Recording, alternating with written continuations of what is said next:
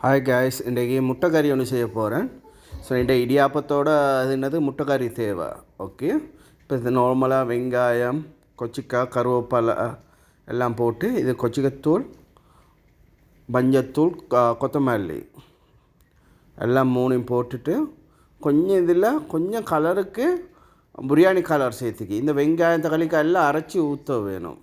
Okay, ஊற்றினா அப்போ ஒரு நல்ல ஒரு பேஸ்ட் உண்டாகும். ஓகே, இது பாரு நல்ல ஒரு கிரேவி. ஓகே, உப்பு தேவையான அளவு, தேங்காய் பால் ஒரு 3 கரண்டி தேங்காய் பாலை கரைச்சி ஊற்றுங்க. ஓகே, ஒரு நல்ல டேஸ்ட் ஒன்று கிடைக்கும். இது பாருங்கள், இப்போ கலரு கோகோனட் கலர் மாறிச்சு. இந்த முட்டை 7 முட்டை இருக்குது, முட்டையை முன்ன கீரிக்குங்க. ஓகே, அப்போ தான் மசாலா உள்ளுக்கு போகும். ஓகே, இப்போ நார்மலாக முட்டை கறி ரெடி. பாருங்கள் எவ்வளோ யம்மியாக இருக்குதுண்டு. ஓகே, அதோட இடியாப்பம், வெள்ளை இடியாப்பம். அதோட உங்களுக்கு இதுக்கு தேங்காய் சம்பூல் ஒன்று வேணும். தேங்காய் சம்பூல், பருப்பு, அதெல்லாம் வேறு ரெசிபி வேறு வீடியோவில் நான் காட்டுறேன். ஓகே கைஸ், இது நார்மலாக முட்டையும் இடியாப்பமும்.